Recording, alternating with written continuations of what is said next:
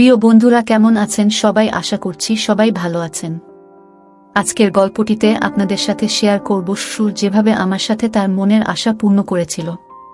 তো ভিডিওটি শুরু করার আগে আপনি যদি আমার এই চ্যানেলটি নতুন দর্শক হয়ে থাকেন তাহলে চ্যানেলটি সাবস্ক্রাইব করে আমাদের সাথে থাকবেন।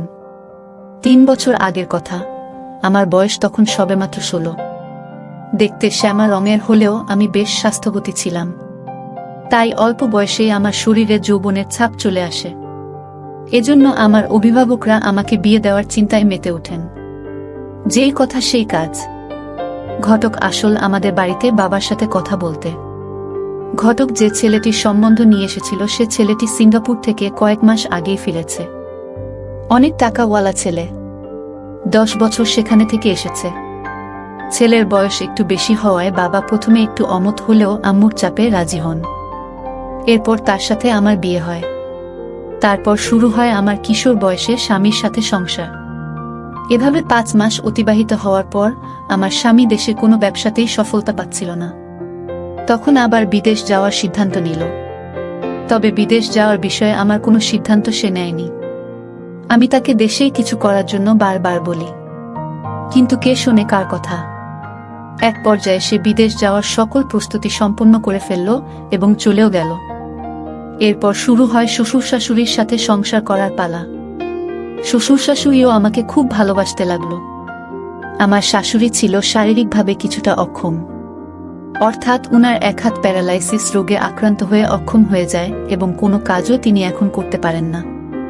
অন্যদিকে আমার শ্বশুর আর একটি বিয়ে করার জন্য ঘটকের সাথে কথা বলাবলি করছিল। এমতাবস্থায় আমার স্বামীকে বিষয়টি জানালে বাবাকে অনেক কিছু বুঝিয়ে শান্ত করেন। এদিকে আমার সুর প্রায়ই আমার শাশুড়িকে ধমক দিয়ে কথা বলে। আমার শাশুড়ি অনেকটা নীরব হয়ে সহ্য করে। জানি না তাদের মধ্যে আসলে কি চলছে। আমার শাশুড়ি কখনই বাড়ির বাহির হন না। কয়েকদিন পর এক রাতে আমার শ্বশুর শাশুড়ির রুমে অনেক বাকবিতণ্ডা শুনতে পেলাম। দরজা পর্যন্ত এগিয়ে গেলাম। শুনতে পেলাম আমার শাশুড়িকে বলছে, তুমি কয়েকটা দিন আত্মীয়ের বাড়ি থেকে ঘুরে এসো, আমি কালকের মধ্যেই আরেকটি বিয়ে করব। আমি চলে আসলাম আমার ঘরে। পরদিন দেখি আমার শাশুড়ি আত্মীয়ের বাড়ি যাওয়ার প্রস্তুতি নিচ্ছে। আমি বললাম, আম্মা আপনি কোথায় যাবেন?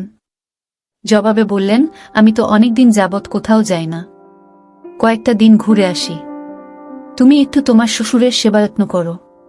তিনি চলে গেলেন। ওই দিন আমার শ্বশুর বাজার করে এনে বলল, ভালো করে রান্না করো, আজ মজা করে খাবো। আমি রান্না করলাম। খাবারের সময় আমার শ্বশুর আমার দিকে অদ্ভুত দৃষ্টিতে তাকিয়েছিল। আমি না বোঝার ভান করে খাওয়া শেষ করলাম। রাতে অনেক ভাবলাম কেন তিনি আমার দিকে এমনভাবে তাকিয়েছিলেন।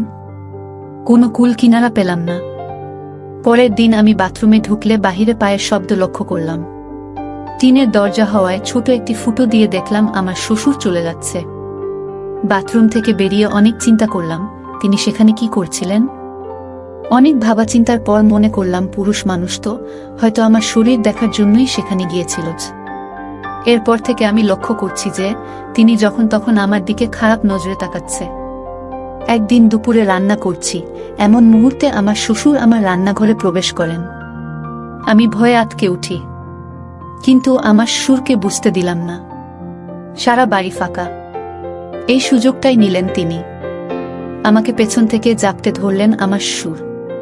তারপর আমি চিৎকার দিতে চাইলে তিনি ধমক দিয়ে বললেন, আমি যা কিছু করব কেউ জানবে না, আর যদি চিৎকার করো তাহলে আমার বাড়িতে তোমার সংসার ভাঙবে, আর তোমার শাশুড়িও এটা করতে মতো দিয়েছে, আর আমরা যদি এটা করি শুধু তোমার শাশুড়ি ছাড়া কেউ কোনোদিন জানতে পারবে না। এখন চিন্তা করো তুমি কি চিৎকার করবে। এরপর আমি অনেক ভেবে চুপ করে গেলাম। তিনি আমার শরীরে স্পর্শ করা শুরু করলেন। আমি আর বাধা দিলাম না। এক পর্যায়ে তিনি আমাকে রান্নাঘরের মেঝেতেই আমার সাথে যৌন কাজ সম্পন্ন করলেন। তারপর থেকে আমার সাথে মজা করে কথা বলা, হাসাহাসি ইত্যাদি শুরু করলেন। ওই রাতে তিনি আবার দরজায় এসে ডাকছিলেন। প্রথমে আমি খুলব না বললেও শেষ পর্যন্ত আমার সুরের ডাকাডাকিতে দরজা খুলতে বাধ্য হলাম। ভেতরে প্রবেশ করেই যেন বাঘ হয়ে গেলেন আমার সুর। সারা রাত আমার সাথে যৌন কাজ করেন। এভাবে পরের দিন থেকে আমার সাথে খুব আনন্দ করে কথা বলা আর যৌন কাজ করতে শুরু করল। এভাবে কয়েকদিন যাওয়ার পর আমার শাশুড়ি বাড়িতে ফিরে এলো। তিনি আসার পরও প্রতিদিন একবার করে আমার সুর এগুলো করতেই থাকল। স্বামী বিদেশ থাকায় এক পর্যায়ে আমাকেও এসব ভালো লাগতে শুরু করল। একদিন আমার শ্বশুরের সাথে যৌন কাজ করার সময় আমি জিজ্ঞেস করলাম, আম্মা কি এসব জানে? তিনি জবাব দিলেন, তোমার শাশুড়িকে বলেই তো আমি আসলাম। এভাবে 2 বছর অতিবাহিত হলে আমার স্বামী দেশে আসে। দেশে আসায় আমার শ্বশুরের মন ভীষণ খারাপ। কেন খারাপ তা তো আমি ভালো করেই জানি। আমার স্বামী দেশে আসার পর থেকে আমার আর শ্বশুরের কোনো সম্পর্ক হয়নি। একদিন আমার স্বামী বাজারে গেলে আমার ঘরেই আমার শ্বশুর আমাকে জাপটে ধরলে আমি এগুলো আর করব না বলে সাফ জানিয়ে দেই। কিন্তু ওই দিন তিনি একমত জোর করেই আমার সাথে এসব করেন। এখন আমার স্বামী আমার সাথেই থাকে। সুযোগ পেলেই আমার শ্বশুর এসব করার চেষ্টা করেন। আমি এখন খুব ভয়ে ভয়ে প্রতিটি দিন পার করছি। আমি এখন কি করব? কিছুই ভেবে পাচ্ছি না। প্লিজ ভাইয়া, এমন একটা পরামর্শ দিন যাতে আমি আমার শ্বশুরের হাত থেকে মুক্ত হয়ে স্বামীর সাথে সংসার করতে পারি। প্রিয় বন্ধুরা, যারা এখনো এই চ্যানেলটি সাবস্ক্রাইব করেননি তারা আমাদের এই চ্যানেলটি সাবস্ক্রাইব করুন নতুন নতুন গল্প পেতে। ভালো থাকবেন সবাই, ধন্যবাদ।